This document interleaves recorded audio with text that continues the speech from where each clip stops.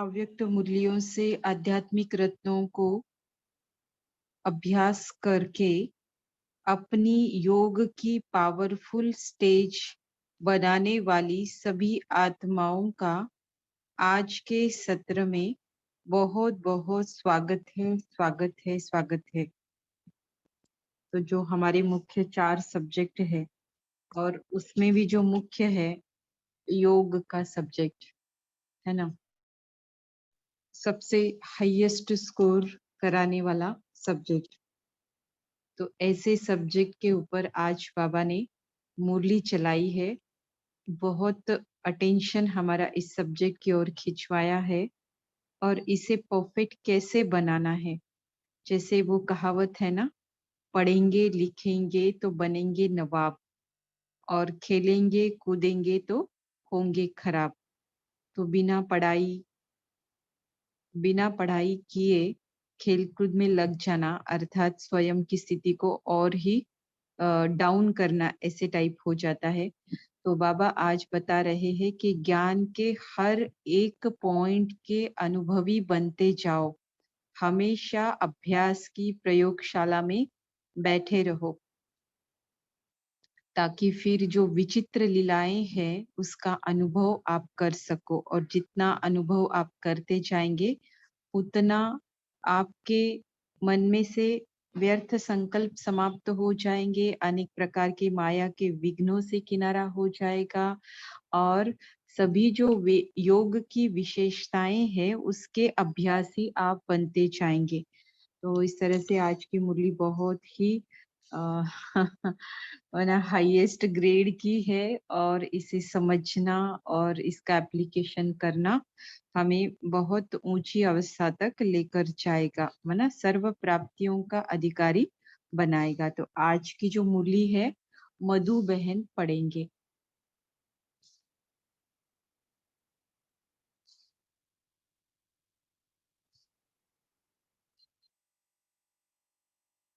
मधु बहन हाँ अब जी, स्टार्ट कर सकते हैं। ओम शांति। मुरली का डेट है 18/6/77। अभ्यस्त बाप दादा मधुबन। योग की पावरफुल स्टेज कैसे बने? सदा बाप की आज्ञा का पालन करने वाले आज्ञाकारी वफादार, सदा स्वयं को अभ्यास में बिजी रखने वाले, संपूर्ण ज्ञान और योग की हर विशेषता को जीवन में लाने वाली आत्माओं के प्रति बाप दादा ने ये महावाक्य उच्चारे। रूहानी मिलन मनाने के लिए वरदान भूमि पर आए हो। रूहानी वाणी से परे स्थिति में स्थित होने से होता है, वह वाणी द्वारा होता है।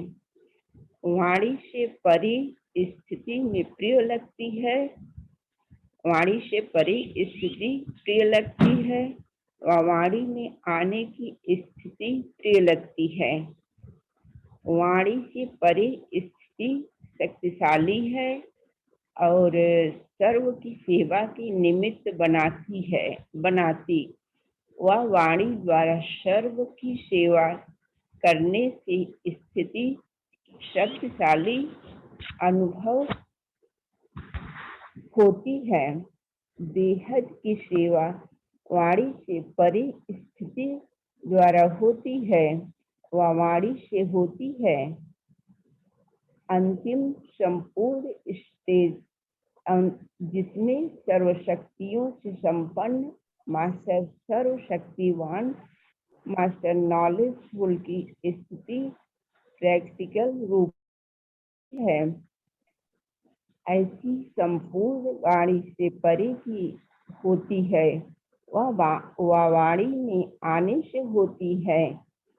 सर्व आत्माओं प्रति विश्व कल्याणकारी महादानी वरदानी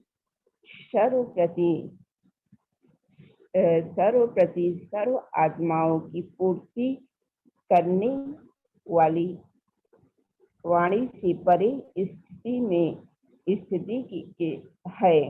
वाणी में आने की दोनों के अनुभवी, दोनों स्टेजेस के जानने वाले हो। दोनों में से ज्यादा समय किसमें स्थित हो सकते हो? कौन सी स्थिति सहज अनुभव होती है?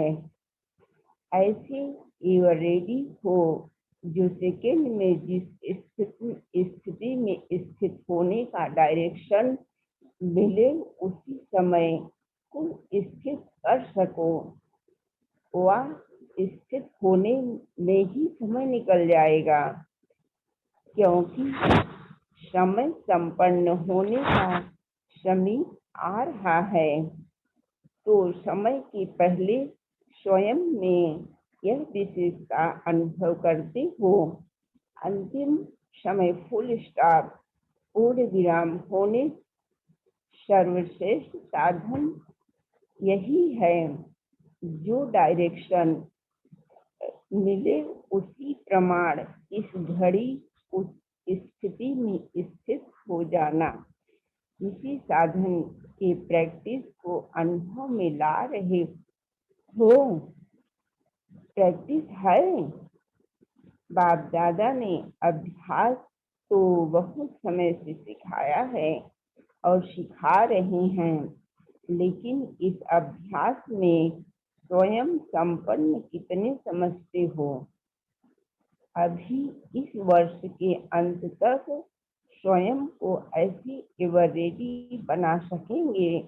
तैयार हो? वह समय को देखते स्वयं का अभ्यास करने में और भी अलबेल हो गए हो। अलबेली है क्या? नाम रूप कब विनाश होगा? इस बात को सोचते हुए पुरुषार्थ में संपन्न होने के बजाय व्यर्थ संकल्पों की कमजोरी में आराम पसंद बन गए हो। बाबा आगे कहते हैं, आजकल बच्चों के पुरुषार्थ की रफ्तार देखते हुए बाप दादा मुस्कुराते हैं। सर्व आत्माओं को बार बार संदेश यही देते रहते हैं कि योगी बनो, ज्ञानी बनो, और संदेश देने वाले स्वयं को यह संदेश देते हो। मेजॉरिटी आत्माएं विशेष सब्जेक्ट याद की यात्रा व योगी बनो स्टेज में कमजोर दिखाई दे रही हैं। बार बार एक ही शिकायत बाप दादा के आगे व निमित्त बनी हुई आत्माओं के आगे करते हैं। योग क्यों नहीं लगता?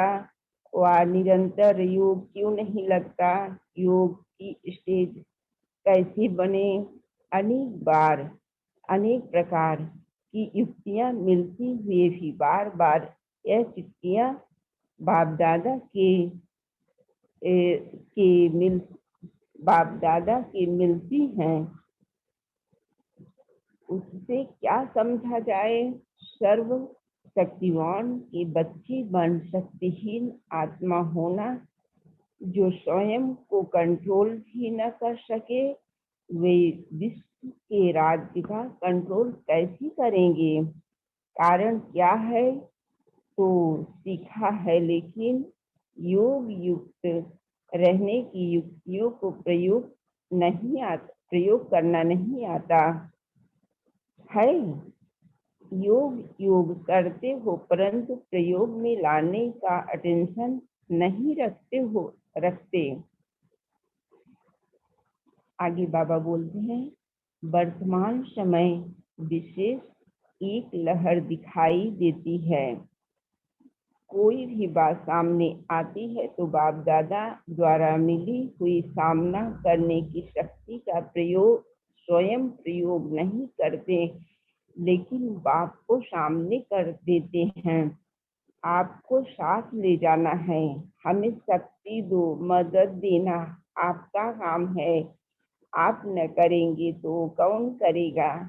थोड़ी सी आशीर्वाद कर दो, आप तो सागर हो, हमको थोड़ी सी अंजलि दे दो। स्वयं की सामना करने की शक्ति छोड़ देते हैं और हिम्मतहीन बनने के कारण मदद से वंचित रह जाती हैं। ब्राह्मण जीवन का विशेष आधार है हिम्मत। जैसे श्वास नहीं तो जीवन नहीं, वैसे हिम्मत नहीं तो ब्राह्मण नहीं। बाप का भी फायदा है, हिम्मत दे बच्ची मदद दे बाप। सिर्फ मदद दे बाप नहीं, आजकल की लहर में बाप के ऊपर आजकल की लहर में बाप के ऊपर छोड़ देते हैं और स्वयं अलबेले रह जाते हैं। अब क्या करना है। विशेष कमजोरी यह है जो हर शक्ति को व हर ज्ञान की युक्ति को सुनते हुए व मिलते हुए स्वयं के प्रति यूज नहीं करते, अर्थात अभ्यास में नहीं लाते, सिर्फ वर्णन करने तक लाते। लेकिन अंतर्मुख हो हर शक्ति की धारणा करने के अभ्यास में लाओ। कोई नई इन्वेंशन आविष्कार करने वाला व्यक्ति दिन रात उसी इन्वेंशन की लगन में खोया हुआ रहता है, वैसे खोए हुए रहना चाहिए। जैसे सहन शक्ति का सामना करने की शक्ति किसको कहा जाता है। सहन शक्ति से क्या प्राप्ति है, सहन शक्ति से क्या प्राप्ति होती है, सहन शक्ति को किस समय यूज किया जाता है। सहन शक्ति न होने के कारण इस प्रकार के विघ्नों के वशीभूत हो जाते हैं। अगर कोई माया का रूप क्रोध के रूप में सामना करने आए तो इस रीत से विजयी बन सकते हो। कौन कौन सी परिस्थितियों के रूप में माया सहन शक्ति के पेपर ले सकती है। वर्ड इन एडवांस से पहले ही विस्तार बुद्धि द्वारा सामने लाओ। रियल पेपर हॉल में जाने से पहले स्वयं का मास्टर बन स्वयं का पेपर लो तो रियल इम्तिहान में कभी फेल नहीं होंगे। ऐसे एक एक शक्ति के विस्तार और अभ्यास में जाओ। अभ्यास कम करते हैं, व्यास सब बन गए हैं, व्यास सब बन गए हैं, लेकिन अभ्यास नहीं करते हो। इसी प्रकार स्वयं को बिजी व्यस्त रखने नहीं आता, इसलिए माया आपको बिजी कर देती है। अगर सदा अभ्यास में बिजी रहो तो व्यर्थ संकल्पों की कंप्लेन भी समाप्त हो जाए। साथ साथ आपके अभ्यास में रहने का प्रभाव आपके चेहरे से दिखाई दे। क्या दिखाई देगा। अंतर्मुखी सदा हर्षित मुख देंगे, क्योंकि माया का सामना करना समाप्त हो जाएगा। जैसे अनुभवों को बढ़ाते चलने से बार बार एक ही शिकायत करने से छूट जाएंगे। जैसे सर्वशक्तियों के अभ्यास के लिए सुनाया, वैसे ही स्वयं को योगी तो आत्मा कहलाते हो, लेकिन योग की परिभाषा औरों को सुनाते हो, उसका स्वयं को अभ्यास है। बाबा कह रहे हैं योग की मुख्य विशेषताएं सहज योग, कर्म योग, राजयोग, निरंतर योग, परमात्मा योग है जो वर्णन करते हो वे सब बातें स्वयं के अभ्यास में लाए हो। सहज योग क्यों कहा जाता है उसका स्पष्टीकरण अच्छी तरह से जानते हो। वह अभ्यास में भी लाया है। अगर सिर्फ नॉलेजफुल हो तो अभ्यास में लाओ और सर्व विशेषताओं का अभ्यास चाहिए, तब संपूर्ण योगी बन सकेंगे। सहज योग का अभ्यास है और राजयोग का नहीं तो फुल पास नहीं हो सकेंगे। इसलिए हर योग की विशेषता का, हर शक्ति का और हर एक ज्ञान की मुख्य पॉइंट का अभ्यास करो। यही कमी होने के कारण मेजॉरिटी कमजोर बन जाती है।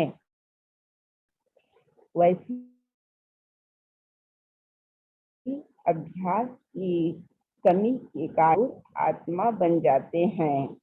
अभ्यासी लगन में मगन रहने वाली आत्मा के सामने किसी भी प्रकार का सामने अग्नि से दूर से ही भस्म हो जाते हैं।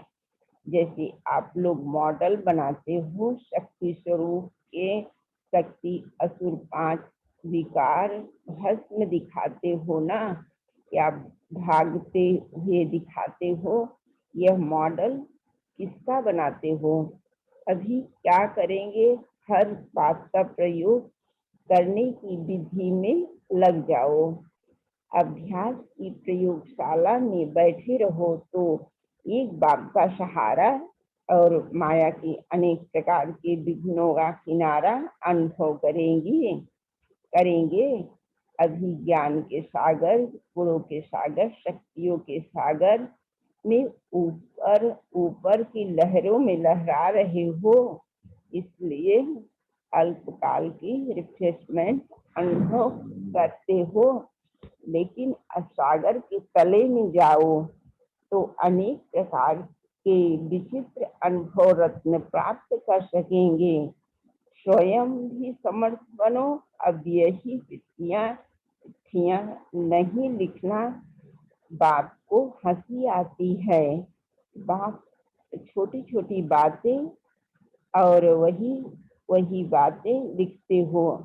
विनाशी डॉक्टर का कार्य भी बाप के ऊपर रखते हैं। रचना अपनी कर्म बंधन अपना बनाया हुआ और तोड़ने की ड्यूटी फिर बाप के ऊपर। बाप की ड्यूटी है युक्ति बताना, वाक खुद ही करना। बाप बताने के लिए निमित्त है, वाक करने के लिए भी निमित्त है। नटखट हो जाते हैं। नटखट बच्चे सब बाप के ऊपर छोड़ देते हैं। कहते हैं लौकिक बच्चा कहना नहीं मानता, आप इसको ठीक करो। बाप तो ठीक करने का तरीका सुना रहे हैं। करेंगे तो पाएंगे। बाप को वर्ल्ड सर्वेंट समझते हुए सब बाप के ऊपर छोड़ना चाहते हैं। इसलिए जो डायरेक्शन मिलते हैं उस पर ध्यान देकर प्रैक्टिकल में लाओ तो सब विघ्नों से मुक्त हो जाएंगे। समझा? अच्छा, सदा बाप के हर आज्ञा का पालन करने वाले आज्ञाकारी एक बाप, दूसरा न कोई। इस पाठ का पालन करने वाले, सदा स्वयं को अभ्यास में बिजी रखने वाले, संपूर्ण ज्ञान योग की हर विशेषता को जीवन में लाने वाले ऐसी विशेष आत्माओं को बाप दादा का याद, प्यार और नमस्ते। हम रूहानी बच्चे, रूहानी माता पिता बाप दादा को नमस्ते। विदाई के समय महारथियों की स्पीड सबसे फास्ट अर्थात तीव्र है, लेकिन साथ साथ ब्रेक भी इतनी पावरफुल हो। हर सेकंड में संकल्प सारी विश्व तो क्या, तीनों लोगों के चक्र को सामने लाते, तीनों लोगों का चक्कर भी लगावे और तो बुद्धि बिल्कुल बीज रूप स्थिति में सेकंड में स्थित हो जावे। ऐसी प्रैक्टिस हो। अति विस्तार और स्टॉप ब्रेक इतनी पावरफुल हो, स्टॉप करने में टाइम न लगे। जैसे स्कूल मिलिट्री वाले को अगर मार्शल ऑर्डर करता है, दौड़ रहे फुल फोर्स से और मास्टर ऑर्डर करे स्टॉप कोई सेकंड में लगावे तो शूट किया जाए। तो जैसे वह शारीरिक प्रैक्टिस, वैसे यह है सूक्ष्म प्रैक्टिस महारथियों की पुरुषार्थ की भी तीव्र और ब्रेक भी पावरफुल हो, तब अंत में आशीर्वाद ऑनर बनेंगे, क्योंकि उस समय की परिस्थितियां बुद्धि में संकल्प लाने वाली होंगी। उस समय सब संकल्पों से परे एक संकल्प में स्थिति चाहिए, होने की स्थिति चाहिए। परिस्थितियां खींचेंगी। ऐसे टाइम पर ब्रेक पावरफुल न होगी तो पास न हो सकेंगे। इसलिए महारथियों की प्रैक्टिस ऐसी होनी चाहिए जिस समय विस्तार में बिखरी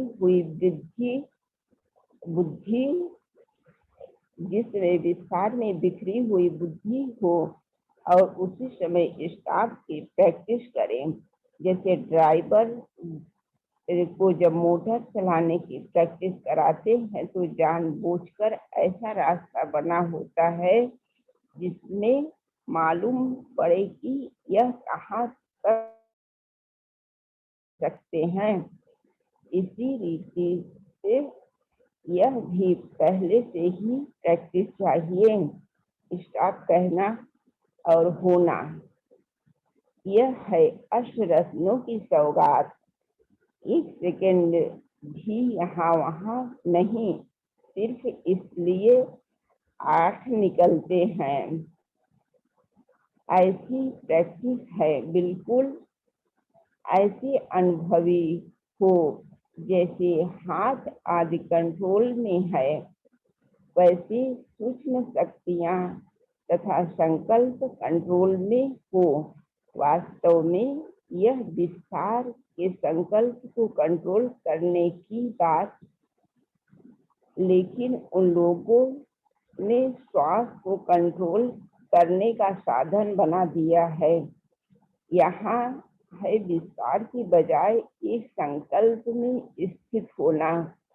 उन लोगों ने श्वास को कंट्रोल करने का अभ्यास चालू कर दिया है। अब महारथियों की यात्रा की ऐसी सिद्धि अब महारथियों की यात्रा की ऐसी सिद्धि चाहिए, ऐसे एक संकल्प को धारण करने वाले जो जितना समय चाहिए बुद्धि को स्थित करे। अच्छा, आगे बाबा ने कहा, सदा बाप की हर आज्ञा को पालन करने वाले आज्ञाकारी, एक बात दूसरा ने कोई, इस पाठ को प्रैक्टिकल में लाने वाले वफादार, सदा अपने को अभ्यास में बिजी रखने वाले, संपूर्ण ज्ञान और योग की हर विशेषता को जीवन में लाने वाले ऐसी विशेष आत्माओं को बाप दादा का याद प्यार और नमस्ते। हम रूहानी बच्ची, रूहानी माता पिता बाप दादा को नमस्ते। आप सभी को भी ओम शांति।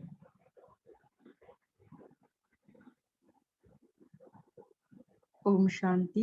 अभी हम सभी 1 मिनट साइलेंस में बैठेंगे, बाबा को याद करेंगे।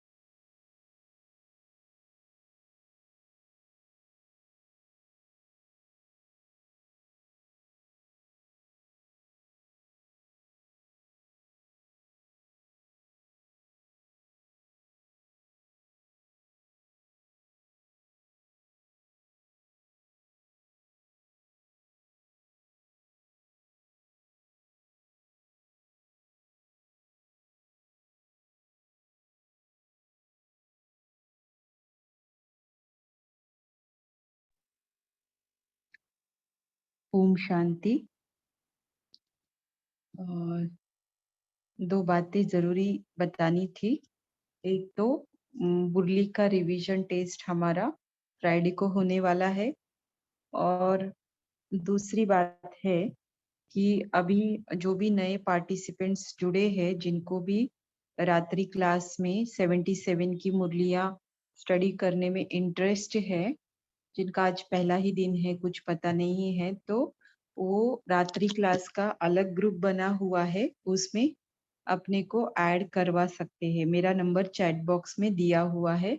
अब अव्यक्त मुरली मंथन ग्रुप में मैसेज नहीं जाएगा। 10 तारीख माना सैटरडे तक ही जाएगा, उसके बाद कोई मैसेज वहां पर अपने ग्रुप का नहीं जाएगा। मतलब और फिर जूम आईडी नहीं मिलेगा, कौन सी मुरलियां चल रही है इसके अपडेट्स नहीं मिलेंगे।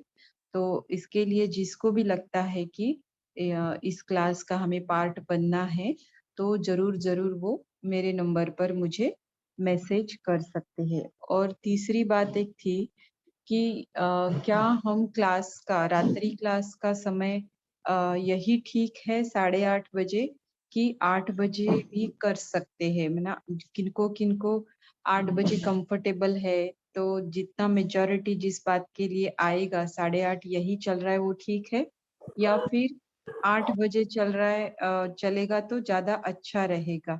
तो आप हमें हैंड रेस करके भी बता सकते हैं, भी बता सकते हैं, राइट? कि जो भी मेजॉरिटी का डिसीजन रहेगा वो सब हम कंटिन्यू करेंगे। ठीक है? मैं दीदी कुछ अब बोलूं? हाँ 8:15 होगा तो ठीक होगा।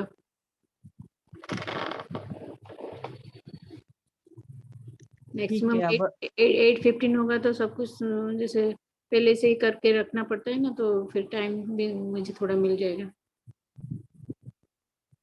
ठीक है, जो भी आपको लगता है बता कर रखेंगे, तो फिर उसके अनुसार सबको जो सुटेबल होता है वो टाइम हम रखेंगे। तो जिन्होंने हैंड रेज किया है वो 8 बजे के टाइम के लिए किया है।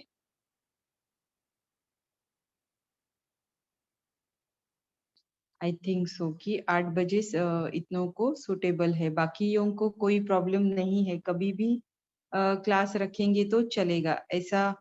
अच्छा, ये टाइम ठीक है, ये टाइम ठीक है। ओके ओके, ठीक है, ठीक है, देखा जाएगा। तो बहुत अगर कुछ ओम शांति 8:15। अच्छा, आपको भी लगता है 8:15? हाँ, ओके। क्योंकि 7:30 नुमा शाम खत्म होता है, फिर आधा घंटा मिलता है, बहुत फास्ट सब करना पड़ता है। तो अच्छा, 8:15 रहेगा तो थोड़ा हम लोग जरा बैठ हाँ, सकेंगे।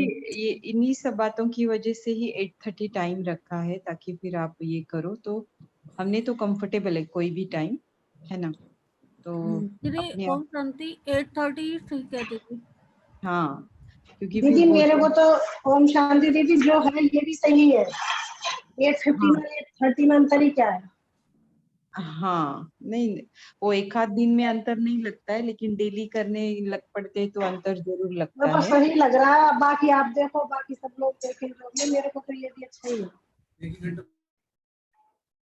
शाम करके सेंटर से घर पर थोड़ा बहुत काम देखो तो टाइम हो जाता है, आराम से सही लगता है। बाकी सब देखो बहुत मेजॉरिटी ठीक है, मतलब चेंज किया तो भी ठीक है, नहीं किया तो भी ठीक है, ऐसे मतलब हम पकड़ के चलते, फिर भी देखेंगे 77 की मुरलियों के लिए तो कोई टाइमिंग में चेंज नहीं होगा, क्योंकि 7-8 ही मुरलियां अभी बाकी है। तो 78 से हम कुछ सोचेंगे, ठीक है। अभी हम आगे बढ़ते हैं आज की मुरली की ओर।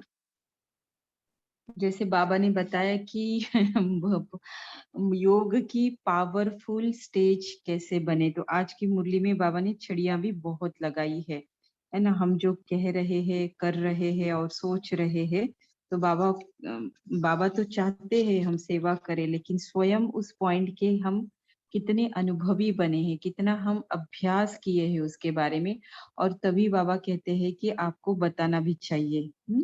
तो सबसे पहले बाबा कहते, पूछे हैं बहुत सारे प्रश्न बाबा ने पूछे हैं, जिससे बाबा बता भी रहे हैं और पूछ भी रहे हैं। तो इसमें जवाब भी जैसे समाया हुआ है कि वाणी से परे स्थिति में स्थित होने से क्या क्या होता है।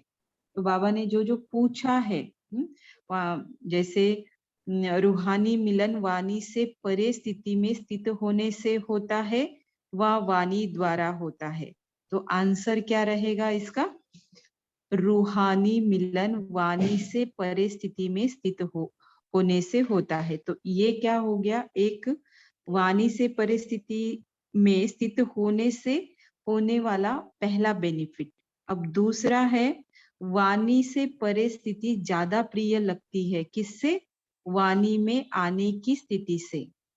क्योंकि जिसने टेस्ट किया वाणी से परे स्थिति को, तो उसको वाणी से ज्यादा वाणी से परे स्थिति प्रिय लगेगी, राइट।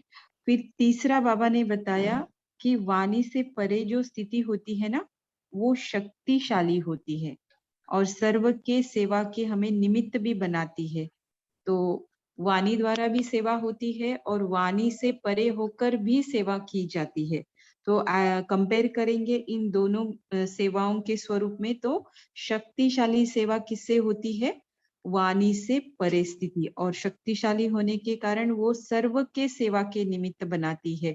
वाणी द्वारा सेवा करने में लिमिटेशन है, लेकिन वाणी से परे स्थिति में स्थित होकर सेवा करने में लिमिटेशंस नहीं है और वो ज्यादा शक्तिशाली होती है ना। तो सभी अपना माइक जो है म्यूट कर सकते हैं, ठीक है। फिर बाबा ने बताया कि बेहद की सेवा वाणी से परिस्थिति द्वारा होती है। तो सर्व की सेवा हो रही है, तो मतलब क्या है? बेहद की सेवा इस वाणी से परिस्थिति द्वारा स्थित होने से होती है। फिर बाबा ने कहा, अंतिम संपूर्ण स्टेज जिसमें सर्व शक्तियों से संपन्न मास्टर, सर्वशक्तिवान मास्टर नॉलेजफुल की स्थिति प्रैक्टिकल रूप में होती है। तो ये संपूर्ण स्टेज का मतलब क्या कहेंगे, पिक्चर मास्टर बन गए। तो ऐसी संपूर्ण स्थिति वाणी से परे रहकर होती है या वाणी से परे वाणी में आने से होती है? तो बाबा पूछ रहे हैं, लेकिन इसका आंसर है संपूर्ण स्थिति वाणी से परे रहने से ही होती है। तो बोलना भी है, लेकिन अंतर्मुख होकर बोलना, साइलेंस के अभ्यासी होकर बोलना, और ऐसे ही विदाउट एक्सपीरियंस के बोलना, इसमें फर्क होता है, जो हमें स्वयं को भी समझ आता है और औरों को भी समझ आता है। तो फिर लास्ट में बाबा ने कहा कि सर्व आत्माओं के प्रति विश्व कल्याणकारी महादानी वरदानी, सर्व प्रति शुभ सर्व कामनाओं की पूर्ति करने वाली, ये सारी है।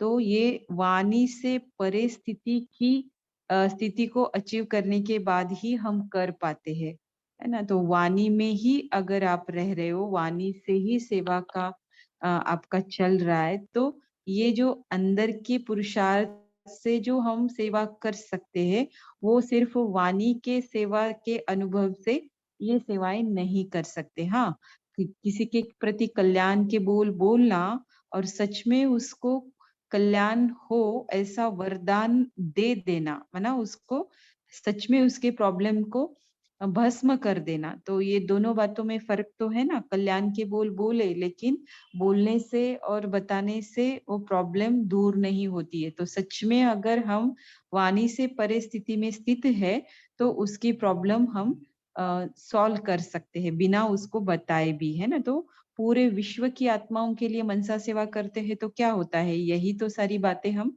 करते हैं कि सर्व की कामनाओं की पूर्ति करना, महादानी बनना, वरदानी बनना। तो ये सारी जो स्टेज है वाणी से परे स्थिति होने पर ही हम कर पाते हैं। तो बाबा कहते हैं दोनों स्टेज आपको पता है, तो दोनों में से ज्यादा समय किस में स्थित हो सकते हो और कौन सी स्थिति सहज अनुभव होती है। तो सहज तो शुरू में हमें नहीं होती है वाणी से परे, क्योंकि संस्कार है ना, और ज्यादातर वाणी में रहने का ही अभ्यास है। तो इसे पूरा उल्टा घुमाना मना। लेकिन जब हम वाणी से परे स्थिति का अनुभव करते हैं तो हमें अभ्यास से वो सहज अनुभव होती है। तो दोनों स्टेजेस में प्रिय भी उसी स्टेज में रहना पसंद आता है ना, अच्छा लगता है, प्रिय लगता है, क्योंकि अ, सारे गुणों का, शक्तियों का और जो अभ्यास बाबा चाहते हैं ना कि पॉइंट का अभ्यास आप करो, तो ये सब करने हम लग पड़ते हैं इनर इनर, क्योंकि ज्ञान का रियल जर्नी यही है ना। इधर हम ही पढ़े नहीं है और हम औरों को पढ़ाने में बहुत इंटरेस्ट रखते हैं और जिसको हम सेवा का नाम देते हैं। तो बाबा ने आज बहुत छड़ी लगाई है कि कैसे समय के पहले स्वयं को संपन्न बनाने के लिए बाबा अभी बता रहे कि कौन से साधन के प्रैक्टिस के अनुभवी आपको बनना पड़े। सच में सेवा करनी है इतनी हाईएस्ट क्वालिटी की, तो कौन सी प्रैक्टिस का अनुभव आपको होना चाहिए। बाबा चाहते अगर एवर रेडी बनना है तो मना, जो सेकंड में जिस स्थिति में स्थित होने का डायरेक्शन मिले तो उसी समय स्वयं को निश्चित कर सको। वह स्थित होने में ही समय निकल जाता है, तो उसी समय स्थित कब कर सकेंगे, जब उसकी प्रैक्टिस हम कर रहे हैं। हमें ये ज्ञान का पॉइंट पता है कि सेकंड में जिस स्थिति में स्थित होने का डायरेक्शन हमें मिलता है उसी समय हमको, उसी घड़ी हमको उसमें स्थित होना है। तो ये अचानक नहीं आएगा। ज्ञान की पॉइंट हमें आज पता चली, आज से हम उसका अभ्यास कर रहे, तो कुछ महीनों तक, साल तक ये अभ्यास करते रहने से फिर हम ये प्रैक्टिकली इसको स्वरूप दे पाएंगे, स्वरूप बन पाएंगे। तो यहाँ पर बाबा कहते हैं समय संपन्न होने का जो है ना, संपन्न होने का वो समीप आ रहा है। तो समय के पहले आपको यह सारा अभ्यास करके रेडी रहना है। तो इसी को एवर रेडी बोलते हैं। एवर रेडी की ये डेफिनेशन है। अंतिम समय फुल स्टॉप होने होने का या लगाने का सर्वश्रेष्ठ साधन यही है कि जो डायरेक्शन मिले उसी प्रमाण, उसी घड़ी, उस स्थिति में स्थित हो जाना। तो इस साधन को प्रैक्टिस में, अनुभव में लाना है। बाप दादा ने अभ्यास तो बहुत समय से सिखाया और सिखा रहे हैं, लेकिन स्वयं को कितना संपन्न बने हैं समझते हो इस अभ्यास में। तो बाबा ने टारगेट दिया कि इस वर्ष के अंत तक स्वयं को ऐसे एवर रेडी बना सकेंगे क्या। तो चलो हम महीनों सालों तक बोल रहे थे, लेकिन 12 महीने के अंदर यह अभ्यास हमारा हो सकता है अगर हम इसे बारीकी से पकड़ ले तो इस तरह से बाबा कहते हैं ऐसे ही समय के पहले अभ्यास करके रेडी होना है, बाकी विनाश कब होगा और ऐसी बातों के आधार पर रहकर अलबेले नहीं बनना है।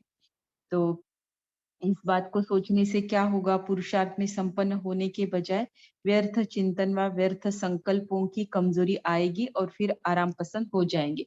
कोरोना कब जाएगा, कब लॉकडाउन खुलेगा, कब ये सब कुछ होगा, है ना, ऐसे सोचेंगे। या फिर ये सब हो रहा है, विनाश की साइन हमें दिख रहे, तो हम अपना समय सेकेंड सेकेंड, मिनट मिनट कैसे सफल करें, कैसे अपने पुरुषार्थ को सहेज से तीव्रता की ओर लेकर जाए, ये सोचने से फिर हम आराम पसंद नहीं होंगे और व्यर्थ चिंतन और व्यर्थ संकल्पों से भी मुक्त होते जाएंगे। अभी बाबा कहते हैं योगी बनो, ज्ञानी बनो, स्वयं को यह संदेश देते हो क्या जो औरों को देते रहते हो?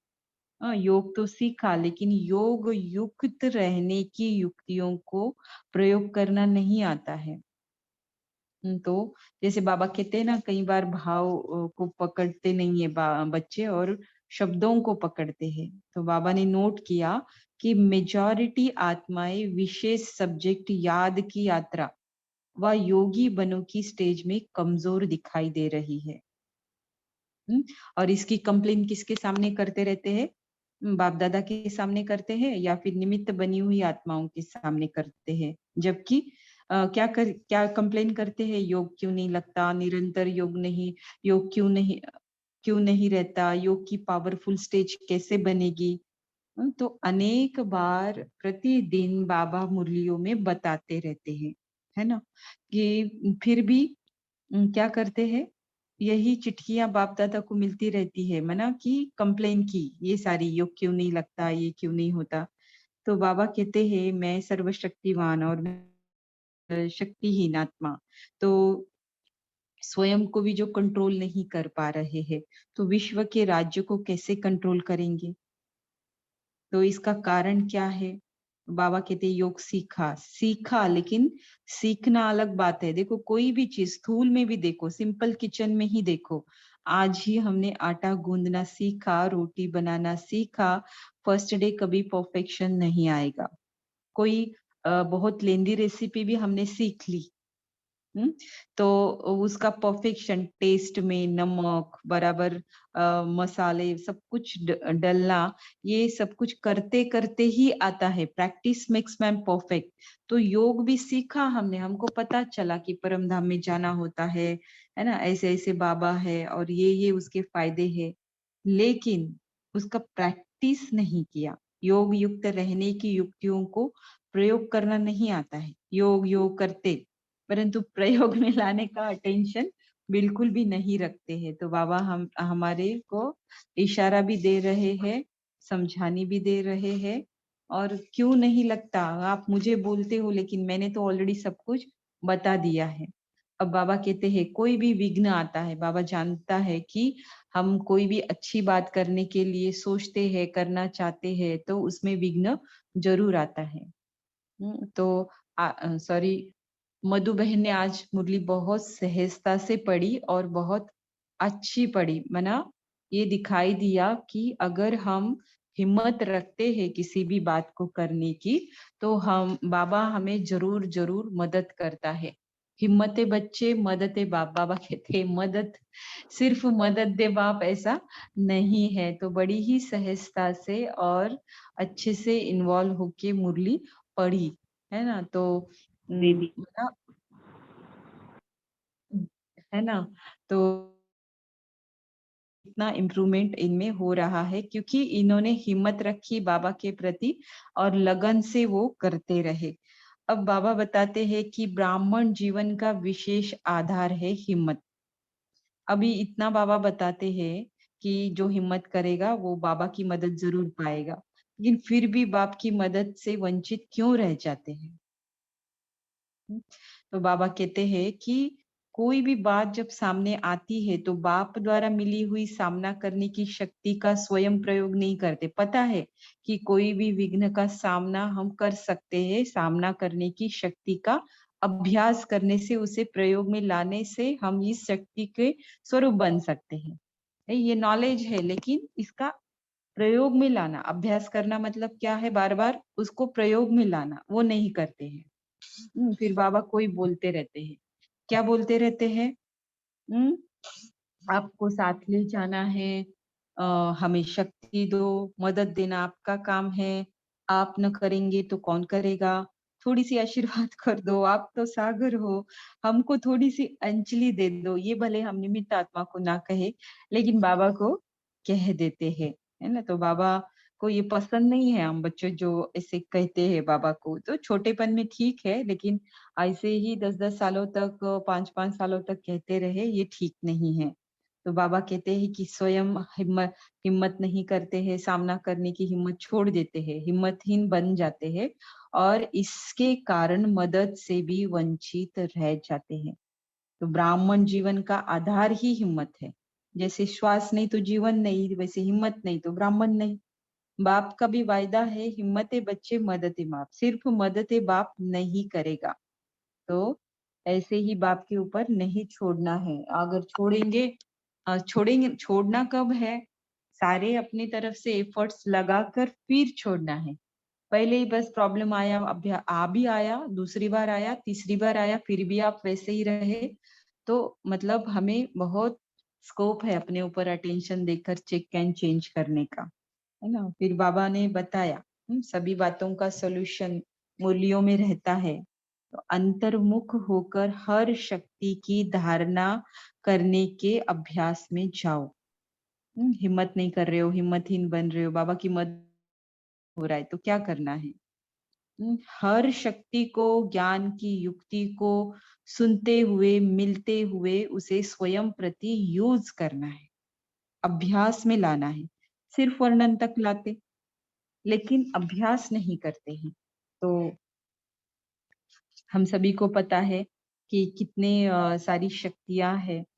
तो स्वमान में तो हम बहुत सारे गुणों का अभ्यास कर लेते हैं, लेकिन शक्तियों का अभ्यास करने के लिए भी आज की मुरली में जैसे बाबा कोई विधि बता रहे हैं। इसके लिए पहले एग्जाम्पल देते हैं कि जैसे कोई नई इन्वेंशन माना आविष्कार करने वाला व्यक्ति रात दिन उसी इन्वेंशन की लगन में खोया हुआ रहता है ना। जब तक उसे एक्सपेक्टेड या फिर करेक्ट रिजल्ट नहीं मिलता है, तब तक वो उसी के पीछे लगा रहता है, राइट। तो बाबा कहते हैं आपको भी ऐसे हर शक्ति के अभ्यास में खोए हुए रहना चाहिए। कैसे? देखो, जैसे सहन शक्ति व सामना करने की शक्ति किसको कहा जाता है, पहले इस पे चिंतन करना है। फिर सहन शक्ति से प्राप्ति क्या होती है, किस समय यूज किया जाता है, और अगर हमारे पास ये शक्ति नहीं है तो किस प्रकार के विघ्नों के वशीभूत हम हो जाते हैं। तो सहन शक्ति का अभ्यास करने में ये सारी बातें आ गई। तो इस शक्ति के बारे में ये सारी बातें आ गई। तो हर शक्ति के बारे में हम ऐसे खुद ही क्वेश्चन करें और खुद ही उसका सेटिस्फाइड आंसर ढूंढे। ढूंढना कहाँ है? मुरलियों में। मुरलियां याद रहेगी तो ढूंढना नहीं पड़ेगा, स्वतः ही याद आएगा, है ना। तो मुरली जादू है। तो कोई भी शक्ति, कोई भी इसका सॉल्यूशन, एटलीस्ट हमें ज्ञान की पॉइंट्स तो याद रहे, है ना। फिर ही जाके हम आगे का अभ्यास कर सकते हैं। एप्लीकेशन का पार्ट कब आता है? पहले याद होगी तो ही एप्लीकेशन का पार्ट स्टार्ट होता है। याद ही नहीं तो एप्लीकेशन का तो सवाल ही नहीं आता है। फिर बाबा कहते हैं कि कोई माया का रूप क्रोध के रूप में सामना करने आए तो किस रीति से विजयी बन सकते हो? कौन सी ले सकती है, ना। पहले से ही बाबा कहते हैं ये सारे प्रश्न निर्माण करो हर शक्ति के बारे में, और वन इन एडवांस, मतलब पहले से ही जो विस्तार से बुद्धि द्वारा सामने लाओ, क्या क्या पॉसिबिलिटीज है। तो कितना मस्त अभ्यास है। तो ऐसे खोए हुए रहेंगे तो हमारे व्यर्थ नहीं चलेंगे, हम डिस्टर्ब नहीं होंगे और हमारा इंटरेस्ट बढ़ेगा। क्योंकि ऐसे अभ्यास की प्राप्ति जो होती है ना, वो अंदर से हमें बहुत स्ट्रांग बनाती है, इनर प्रोग्रेस, है ना। और स्ट्रांग मतलब सारा जो जर्नी है हमारा इनर, तो इसमें हमें काफी आगे लेकर जाती है, प्राप्तियों से भरपूर कराती है। क्योंकि हम हिम्मत जो कर रहे हैं अपने लिए, तो बाबा बैठा है, किसको किस तरह से कब क्या कितना देना है सब बाबा को पता है। बस हमारे एक कदम की देरी है। बाबा कहते हैं रियल पेपर हॉल में जाने के पहले स्वयं का मास्टर बन स्वयं का पेपर लो, तो रियल इम्तिहान में कभी फेल नहीं होंगे। तो जैसे विजुलाइज भी करते हैं ना, जैसे कोई एक एथलेटिक्स की, मैंने बहुत ज्ञान में जब नहीं आई थी तब मैंने ये कहानी कहीं से सुनी थी कि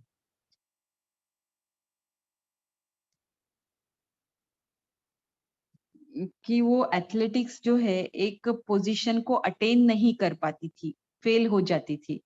तो उसके कोच ने उसे बताया कि तुम प्रैक्टिस तो करो, लेकिन प्रैक्टिस के साथ साथ डेली विजुलाइज करो कि तुम उसे अटेन कर रही हो उस पोजीशन को। वो मना ऐसे गोल गोल गोल गोल घूमते उस पोल को पकड़ना होता है, वो बिना पकड़े ही गिर जाती थी। तो वो डेली विजुअलाइज करती थी कि इतना गोल गोल घूमते उस पोल को वो पकड़ रही है और वो नीचे गिरती थी, वैसे बिल्कुल भी नहीं गिर रही है। तो प्रैक्टिस के साथ साथ उसने विजुअलाइजेशन करना भी मना स्टार्ट किया और वंडर हुआ कि सच में उसने वो जो गोल था उसका और इतने सेकंड में इतना सब कुछ करना है और इस उसने उसे अचीव कर लिया। तो ये कहने का भावार्थ है कि कोई भी शक्ति में अगर हमें स्वरूप बनना है, शक्ति का स्वरूप बनना है, तो इस उसके बारे में ये सारा चिंतन चलाओ और बाबा कहते हैं स्वयं का पेपर स्वयं ही लो, ताकि फिर दूसरे लेने लगेंगे ना आपका पेपर तो आप पास ही हो जाओगे, क्योंकि आपको पहले से ही इसकी प्रैक्टिस है ना। तो फिर बाबा कहते हैं स्वयं को अभ्यास में बिजी रखो, तो अपने अभ्यास में रहने का प्रभाव आपका चेहरा अंतर्मुखी सदा हर्षित मुखी दिखाई देगा। तो अभ्यास में रहने का बहुत बहुत फायदा है ना। डिपेंडेंसी खत्म हो जाती है, स्थिति बनती जाती है। तो अभ्यास में रहने से जो मैंने कहा ना शुरू में कि पढ़ेंगे लिखेंगे तो बनेंगे नवाब, तो पढ़ाई लिखाई है जो स्वयं का राजा हमें बनाती है और कोई बात हमें स्वयं का राजा नहीं बना सकती है। आगे जो मुरली में बाबा ने योग की विशेषताएं बताई है, उस योग की एक एक विशेषता को अगर अपने में धारण करना है तो उसका बेसिक इफेक्टिव टूल जो है, इंस्ट्रूमेंट कहो, टूल कहो, विधि कहो, साधन कहो, जो भी वो है स्वयं को सदा अभ्यास में बिजी रखना। कोई भी अभ्यास, तो आज तो बाबा ने भगवानुवाच विधि बताई है आज मुरली में, तो इस अभ्यास को हम 12 महीने तक करेंगे, है ना। हर एक शक्ति के लिए 1.25 महीना 1.5 महीना ऐसा करके करेंगे तो बिल्कुल भी हमें कोई फेल नहीं करा सकता, कोई परिस्थिति, कोई आत्मा, कोई भी संकल्प, क्योंकि आने वाले समय में ऐसे संकल्प आएंगे। चलो बाहर की सारी परिस्थितियों के ऊपर आपने विजय प्राप्त कर ली, लेकिन संकल्पों के पेपर्स अंत तक आएंगे, क्योंकि यही पेपर जो है आपको ऊपर तक माना ऊंची मंजिल तक पहुंचाने वाले हैं। तो ऊंची मंजिल संकल्पों के द्वारा ही पहुंचेंगे, स्थूल रीति से तो कहीं चढ़ के नहीं जाना है ना हमको। तो बाबा कहते हैं अभ्यास कम करते हो और व्यास सब बन गए हो। तो अभ्यास के आधार पर जो हम बताएंगे ना, वो जरूर दूसरे के ऊपर भी काम करेगा। दूसरे के ऊपर काम कर रहा है तो ये इंडिकेशन है कि उस आत्मा ने भी वो अभ्यास किया हुआ है। ऐसे ही इधर से उधर, उधर से इधर सुनना सुनाना, पोस्ट करना, दिखाना, ये सेवा नहीं है ना। तो बाबा कहते हैं स्वयं को बिजी नहीं रखते हो तो फिर माया आपको बिजी कर देती है। तो सदा अभ्यास में बिजी रहो, इतना आनंद है इस वाली चीज में, है ना, अभ्यास में। लेकिन ये सेवा का जो सब्जेक्ट है ना, जो फिर बोर हो जाते हैं या फिर कंटिन्यूअस हमको बहुत पसंद वाला भोजन रोज खाएंगे तो बोर हो जाते हैं ना, तो कभी कभी बोरियत होती है, तो उसके लिए वो ठीक है ना। तो लेकिन फिर सिर्फ वही होकर हम डिवोट रहेंगे तो बहुत अपना घाटा कर लेंगे। तो बाबा कहते इसके फायदे भी कितने हैं देखो। अगर आप सदा स्वयं को अभ्यास में बिजी रखते हो तो व्यर्थ संकल्पों की कंप्लेंट समाप्त हो जाएगी। और आप हमेशा बिजी रहते हो अभ्यास में तो आपके चेहरे से भी दिखाई देगा अंतर्मुखी सदा सुखी। लेकिन आज बाबा कहते हैं अंतर्मुखी सदा हर्षित मुखी। क्यों क्यों हर्षित रहेंगे? क्योंकि माया का सामना ही समाप्त हो जाएगा। माया आएगी नहीं, हमेशा देखेगी कि आप बिजी हो, माइंड बिजी है, तो माइंड से ही तो ज्यादा माया आती है ना। तो ऐसे अनुभव को बढ़ाते रहेंगे ना, तो बार बार एक ही शिकायत करने से छूट जाएंगे, फिर शिकायत नहीं बचेंगी। सारी शिकायतों को दूर करने का अभ्यास हम कर रहे, प्रैक्टिकल उतार के उसके अनुभवी बन रहे, तो हम ये जो चिट्ठियां लिखते हैं ना बाबा को, उसे छूट जाएंगे। तो बाबा कहते हैं योगी तो आत्मा कहलाते हो, लेकिन योग की परिभाषा जो औरों को सुनाते हो उसका स्वयं को अभ्यास है। तो योग की मुख्य विशेषताएं बताते हुए बाबा ने 5 स्टेप्स ही जैसे योग की बताई है। तो उसमें समझना पड़े सहज योग क्या है, कर्म योग क्या है, राजयोग किसे कहते हैं, निरंतर योग क्या है और परमात्मा योग क्या है। ये सारी योग की जो स्टेजेस है वो इंटरलिंक्ड है। कोई भी एक सब्जेक्ट में माहिर बनने के लिए पहली स्टेज को ही हमें अचीव करना पड़ेगा। पहली की बाद दूसरी जंप नहीं लगा सकते, है ना।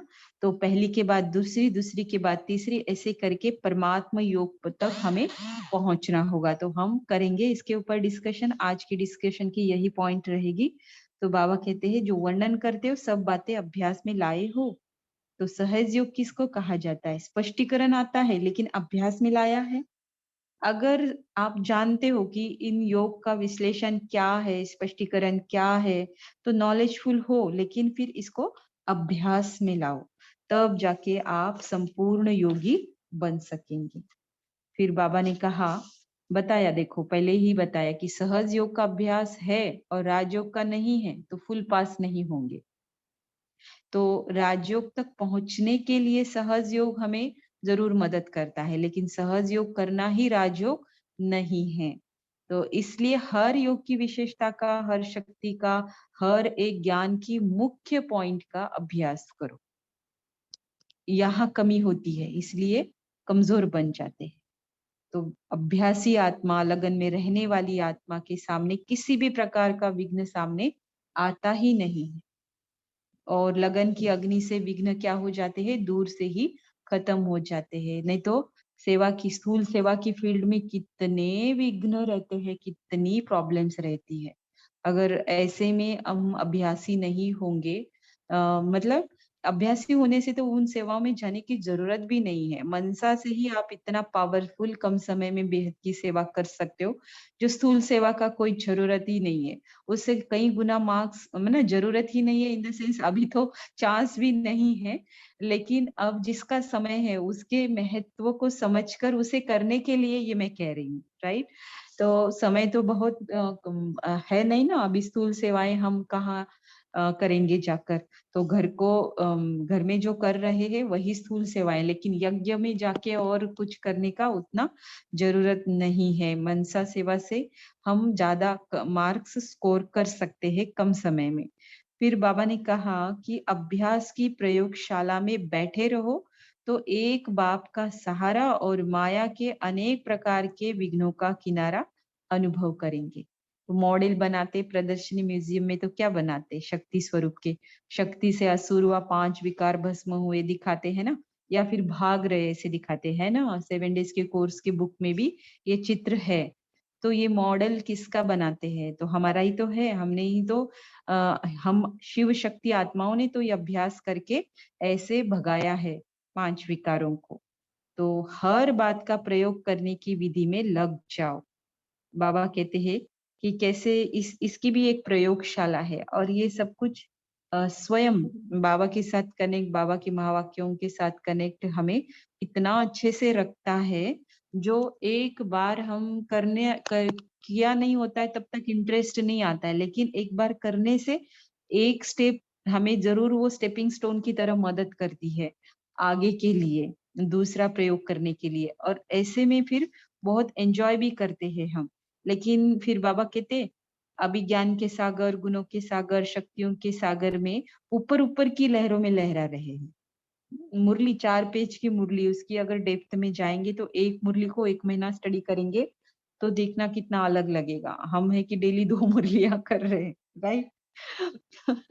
लेकिन अभी समय के हिसाब से बाबा मददगार भी बने हैं। तो नए बच्चों के लिए है थोड़ा मेहनत का काम, लेकिन जो पुराने हैं थोड़ा बहुत पढ़ाई कर रहे हैं तो उनके लिए ठीक है 2 मुरलियों की स्टडी करना।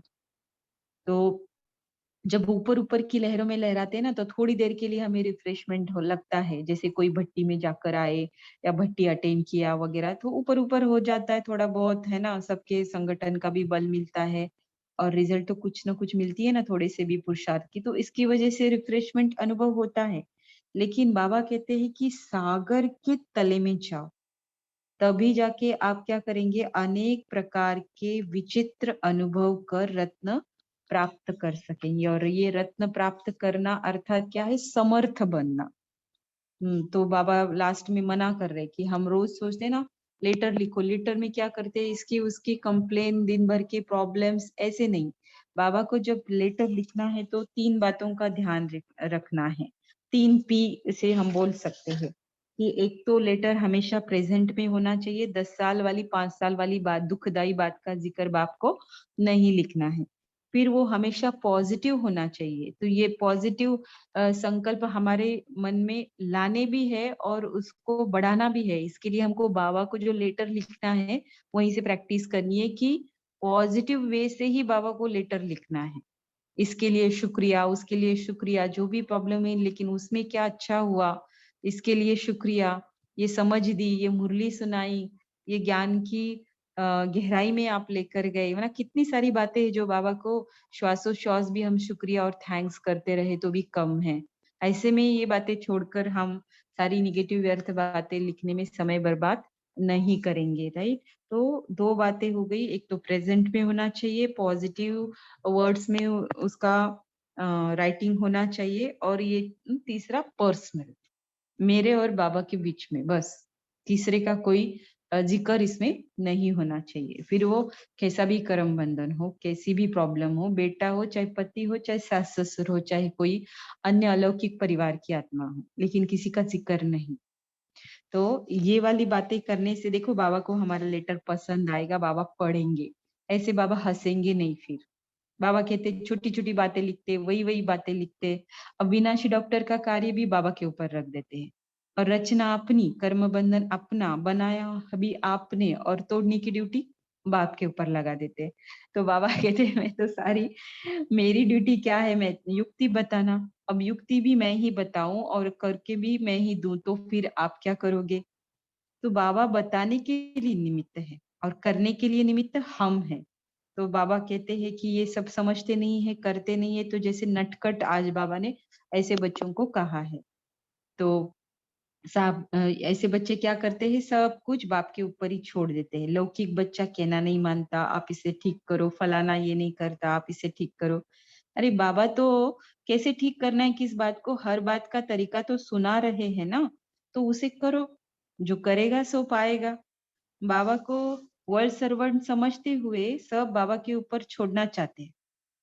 इसलिए ध्यान जो डायरेक्शन मिलते हैं उस पर ध्यान देकर प्रैक्टिकल में लाएंगे ना, तो सब विघ्नों से मुक्त हो जाएंगे। इधर बाबा युक्ति बता रहे, गारंटी भी देते कि आप इसे करोगे तो विघ्नों से मुक्त हो जाएंगे।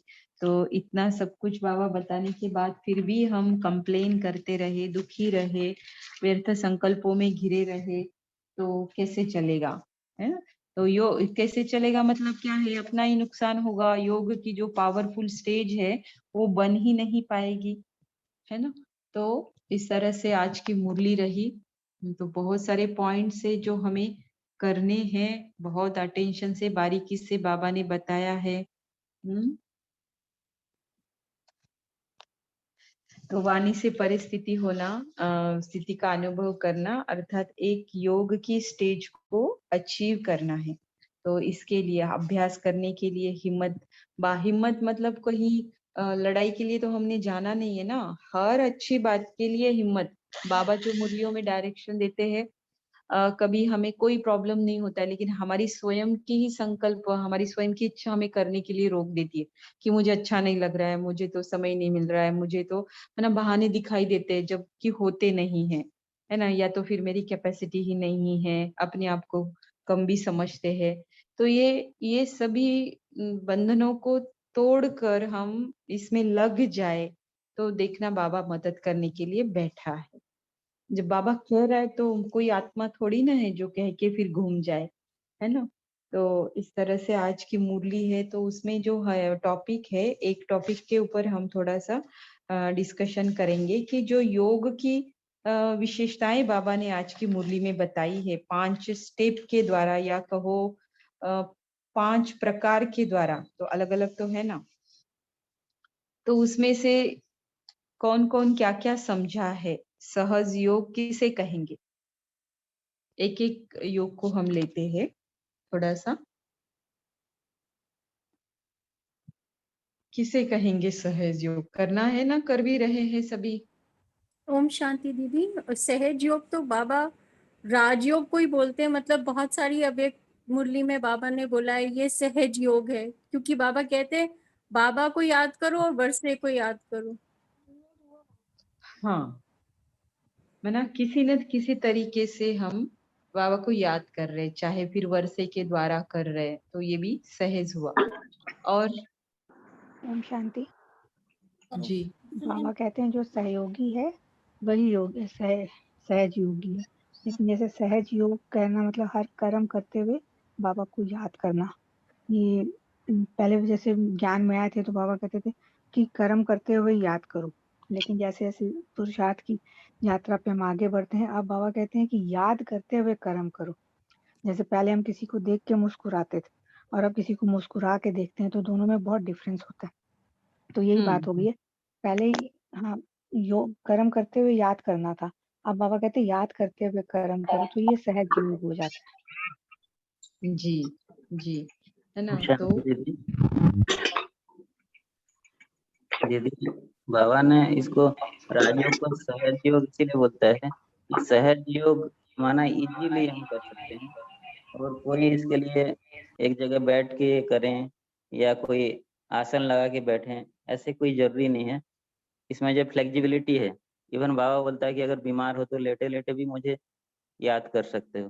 तो इस तरह से बाबा ने इसको जो है ना योग को सहज कर दिया, बस मुझे याद करो, अपने को आत्मा समझ के मुझे याद करो, इसीलिए। निरंतर और सहज याद। तो इसका बेस क्या रहेगा? देखो, हम किसी को भी याद करते हैं तो उसका कुछ न कुछ कारण जरूर होता है। तो जो दिल से जो स्नेह होगा दीदी इसका। हाँ, दिल से अगर स्नेह, हमारा स्नेह है तो फिर ये सब नेचुरल हो जाएगा, इसके लिए कुछ एग्जैक्टली, तब जाके मेहनत नहीं सहज करनी। शब्द ऑटोमेटिक जुड़ जाएगा। जैसे कोई व्यक्ति हमें प्रिय होता है, चाहे बच्चा हो चाहे कोई भी अन्य आत्मा हो, तो हमें वो याद करने के लिए कुछ भी नहीं करना पड़ता है। उसकी कोई भी बात से हमें वो याद आ जाता है, या फिर उसकी याद से हमें उसकी बहुत सारी बातें याद आ जाती है, राइट। तो यही है बाबा के साथ भी। तो बाबा से हमें प्यार है, स्नेह है, तो पहला वाला योग मेजॉरिटी कर सकते हैं, कर रहे हैं, है ना। तो मुरलियों के द्वारा भी योग ही है, कमेंट्री के द्वारा योग है, गाना सुनते हुए कर्म कर रहे हैं, वो भी योग है, सहज योग है ना। है ना, कुछ एक्सटर्नल इन्वॉल्वमेंट के बिना हम योग कर रहे हैं अति सहजता से। उसका इंटरेस्ट है, हमें स्नेह है, प्यार है, और अच्छा लग रहा है, प्राप्ति भी महसूस हो रही है। और दीदी ओम शांति। दीदी जैसे एक मुरली में था कि जैसे अमृत वेले विशेष अगर बाप से शक्ति भर लें तो शक्ति स्वरूप हो चलने से फिर मुश्किल नहीं होता है। तो चाहे जैसा भी कार्य होगा मुश्किल का अनुभव नहीं होगा, लेकिन प्राप्त शक्ति के आधार से सहज होता जाएगा। तो इससे भी सहज योगी की स्टेज स्वतः ही बन जाती है। ठीक है, ठीक है ना। सहज में ना कुछ भी ज्यादा एफर्ट्स नहीं है, बहुत विलिंगली हम इन्वॉल्व हो रहे हैं। अब दूसरी जो बात है, कर्म योग, तो इसे कैसे समझेंगे? कल की मुरली में आया था कुछ तो।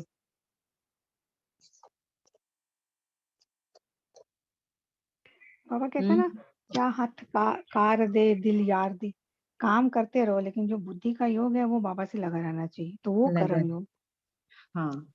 तो होता है क्या ऐसे? होता है दीदी, कभी कभी तो होता है, कभी कभी नहीं भी होता है। है ना। दीदी तो लेकिन कोशिश पूरी यही रहती है कि हो, लेकिन वही है हाँ, कि दीदी कभी भी बिल्कुल होता थोड़ा है इससे। और ऐसा करने से मतलब कर्म योग करने से मुझे तो सहज योग से ज्यादा कर्म योग ज्यादा अच्छा लगता है। और मुझे ऐसा महसूस होता है जैसे मैं किचन में हूँ या किसी और काम में कर रही हूँ, तो मेरा कनेक्शन भाव से और ज्यादा अच्छा है। तो ये जो है ना कि सहज योग तो हमारा है, लेकिन बार बार हम अटेंशन रख रहे हैं ना। चलो कुछ भी कर्म करते, कभी कभी हम इन्वॉल्व हो जाते कर्म में और याद छूट जाती है कहीं तो, राइट। हमको लगता जरूर है लेकिन छूट जाती है, लेकिन अटेंशन रखने से पहले ऐसे होता है। अब कर्म योग में बार बार हम अटेंशन रखेंगे, जैसे बाबा ने कल की मुरली में ही बोलना है कि हम कर्म क्षेत्र पर है तो कर्म हमसे छूट नहीं सकता है, वैसे ही याद भी हमारे से छूटनी नहीं चाहिए। इसीलिए कैसी भी युक्ति करो आप, कैसी भी युक्ति ढूंढो, लेकिन बार बार अटेंशन देके बस बाबा के साथ जुड़े रहो, है ना। और हाँ, बोलिए सविता बहन। जी दीदी, ओम शांति। जैसे अभी कर्मयोग के बारे में आप बोल रहे हैं ना, ऐसे ही जैसे बाबा को साथी बनाकर रखने से भी कर्मयोग में भी बहुत मदद मिलती है।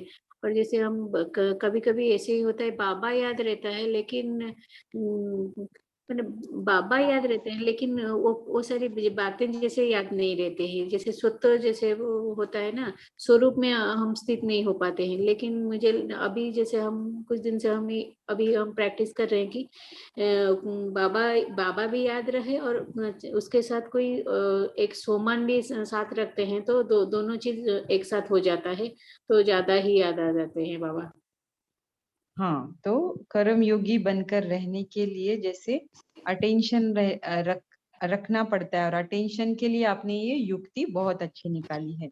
तो ऐसे ऐसे भी कोई अलग प्रकार की कोई प्रैक्टिस कर रहा है तो जरूर शेयर कर सकते हैं, राइट? क्योंकि कर्म योग ही ज्यादा हम करेंगे ना, तो फिर तीसरी वाली स्टेज तक हम जा पाएंगे। ओम शांति अभी दीदी। मैंने दीदी मैं ना क्या करती हूँ, जैसे बुक है ना इसकी बाबा की, तो वो बुक बिल्कुल अपने साथ में रखती हूँ बैठ के। तो जब मैं बैठती हूँ तो बाबा मेरे साथ में ही होता है, और हमेशा यही सोचती हूँ कि बाबा मुझे देख रहा है, तो कोई भी काम करूंगी तो बाबा मुझे देख रहा है, तो उससे मुझे बहुत बहुत सहारा मिलता है। अच्छा, तो बहुत अच्छा, ये भी बहुत अच्छा है क्योंकि हर एक, हाँ बोलिए शिवा भाई। ओम शांति दीदी। एक मेरा अनुभव है दीदी कि जैसे कि हम जैसे कभी भी मान लो भोजन बना रहे हैं, तो उसी समय में जब हम ये चीज याद रखते हैं कि ये जो भोजन बना रहा हूँ ये बाबा के लिए बना रहा हूँ और बाबा का भोग मैं इसको बना रहा हूँ, तो जब योग युक्त होकर जब ये चीज करते हैं तो उस टाइम में वो जो भोजन में इतना ताकत भी भर जाता है और इतना शक्ति भी भर जाता है और हमारा योग भी हो जाता है। और एक चीज दीदी कि जब हम जैसे झाड़ू लगा रहे हैं तो उस टाइम में अगर हम ये चीज अगर इमर्ज करें कि मैं ये जो झाड़ू लगा रहा हूँ ये पूरा अपना भी जो है जितना कमी कमजोरी विकार को हम पूरा साफ कर रहे हैं और पूरा दुनिया के जो विकार कमी कमजोरी और अपवित्रता ये पूरा सफाई हो रहा है। तो इस तरह से अगर प्रैक्टिस करने से ऐसे लगता है दीदी कि बाबा से जो है शक्तिशाली किरण आ रहा है और मुझे आत्मा में भरते जा रहे हैं और पूरे दुनिया भी पावन होते जा रहा है, पूरी आत्माएं जो है पवित्र होते जा रहे हैं और बहुत प्यारा लगता है दीदी। जी, तो दूसरी एक आइडिया है कि कर्म में धर्म की भी माना धर्म को भी शामिल करने से हमारा योग अच्छा बन जाएगा। माना हर कर्म की विधि, कर्म को जैसे विधिवत ही करते हैं ना, हम उल्टा पुल्टा तो कर नहीं सकते हैं, है ना? झाड़ू निकालना है, जो भी घर के कामकाज, ऑफिस के कामकाज करने, तो उसकी एक विधि को हम फॉलो करते हैं, राइट? तो जैसे अन्य विधियों को फॉलो करते हैं, माना धर्म की धारणा करते हैं, वैसे ही याद की भी धारणा हर कर्म में हो, तो हमारा कर्म योग एकदम परफेक्ट बन जाएगा। भोजन बना रहे, बाबा के लिए बना रहे, भोजन खा रहे तो पहले बाबा को खिलाकर खा रहे हैं, है ना? माना सभी को दे भी रहे हैं तो पहले बाबा को देकर फिर दे रहे हैं, माना कोई भी एक्टिविटी अगर बाबा से जोड़ेंगे तो ये हमारा कर्म योग एकदम पक्का हो जाएगा। तो अब तीसरा है, बहुत इम्पोर्टेंट यही है, जो हम स्वयं का राजा बनेंगे, माना स्वयं की स्मृति में टिकेंगे और फिर योग करेंगे तो वो हो जाएगा राजयोग। और क्या समझे इस राजयोग को? कर्मेंद्रियों पे राज, स्वराज्य अधिकारी। हाँ, है ना? तो कर्म योग से हम थोड़ा थोड़ा बाबा को याद कर रहे, सहज योग से करते थे उससे ज्यादा कर्म योग में याद कर रहे, भिन्न भिन्न युक्तियां निकाल रहे, बाबा से सर्व संबंध जोड़ रहे हैं। माना साकारी दुनिया की बहुत सारी रस्सियां हम क्या कर रहे हैं, ढीली कर रहे, तोड़ रहे हैं, डाइल्यूट कर रहे हैं। तो फिर हम, हमारे अंदर जो सोल कॉन्शियसनेस है वो ज्यादा डेवलप होता जा रहा है, मूल्यों का अभ्यास भी चल रहा है। तो ज्यादा परसेंटेज में सोल कॉन्शियसनेस डेवलप होना मतलब हमें राजयोग के लिए बेस तैयार हो जाना। तो फिर इसके लिए हम यहाँ इस पॉइंट पे एफर्ट्स लेते हैं, मन को लाइट बनाने का प्लस तन को लाइट बनाने का, तो राजयोग के अच्छे अभ्यासी हम बन जाते हैं। और जितना हम स्वराज्य अधिकारी होकर फिर योग करते बाबा के साथ, आत्मिक स्मृति में रहने का ड्यूरेशन हमारा काफी हद तक बढ़ जाता है। तो निरंतर योगी बनना ही है। निरंतर योगी मतलब बाप समान बनने का अभ्यास हमारा स्टार्ट हो गया। हमेशा अति सहज रीति से बाबा के साथ परम धाम में लटके हुए, बिंदु पर टिकने के लिए सेकंड के जितना भी समय नहीं लग रहा है। जैसे आज बाबा ने कहा ना कि योगी संपूर्ण योगी बनना है, तो जिस समय जो डायरेक्शन मिले ये वही स्टेज है। तो बाबा को याद करना, फिर मैं खुद को अलग अनुभव करना, फिर परम, ये कुछ करना नहीं पड़ता। लास्ट स्टेज है। जैसे ही सोचा, बाबा सोचने के लिए शायद समय लगेगा, लेकिन उसे महसूस और देखने के लिए समय नहीं लगेगा। तो इस तरह से योग की स्टेजेस है जो हम सभी को अचीव करनी है। ज्ञान के अनुभवी तो हम सब है, हमको पता है, लेकिन एक एक स्वरूप के अभ्यासी बनना है। यही आज की मुरली का सार था। तो लेटर लिखते समय भी ध्यान में रखेंगे और हर एक ज्ञान के पॉइंट को अभ्यास करने की प्रयोगशाला में स्वयं को हमेशा बिजी रखेंगे। सबसे इजी वे माया से किनारा करने का, व्यर्थ पर विजय प्राप्त करने का, स्वयं को समर्थ और शक्तिशाली बनाने का, और अच्छे योगी जो बाबा चाहते हैं, जो योग की सारी विशेषताएं, उसे अचीव करने का, बस, है ना।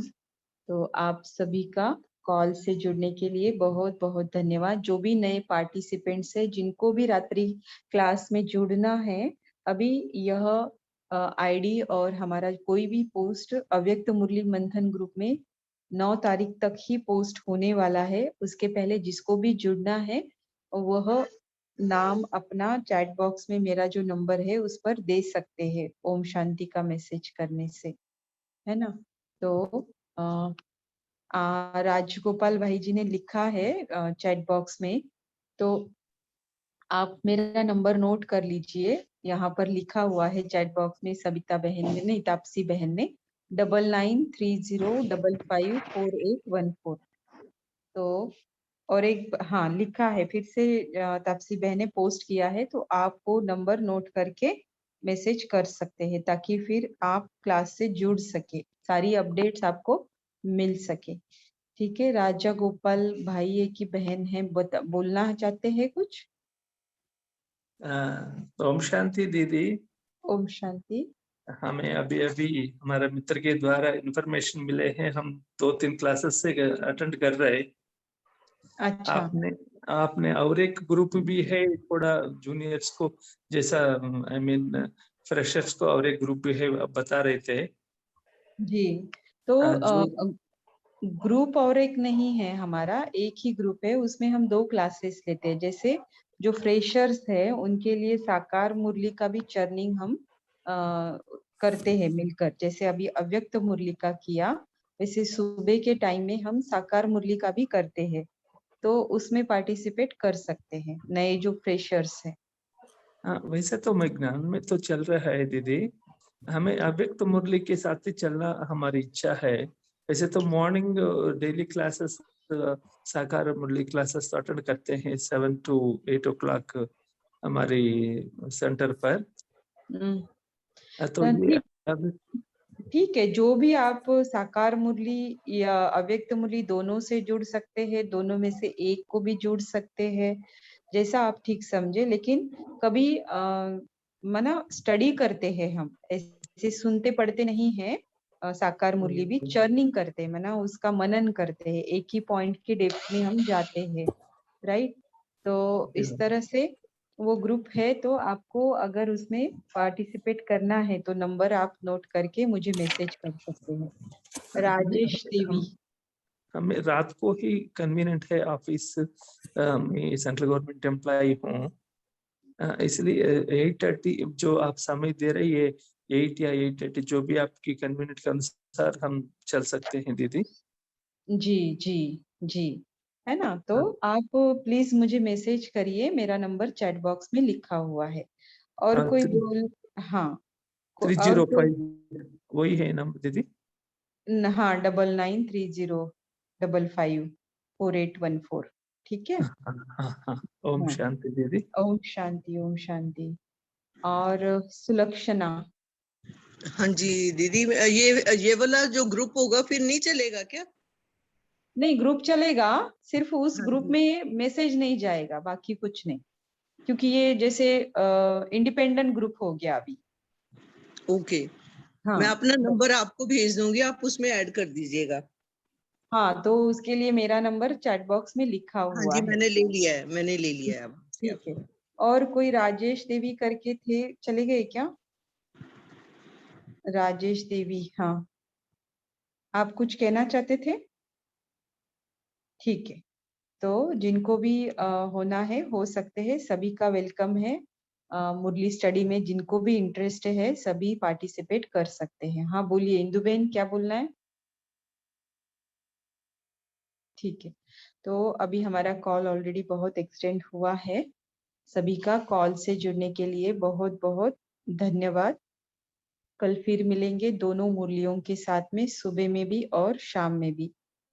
तो शुभ रात्रि, शुभ अमृत वेला। ओम शांति।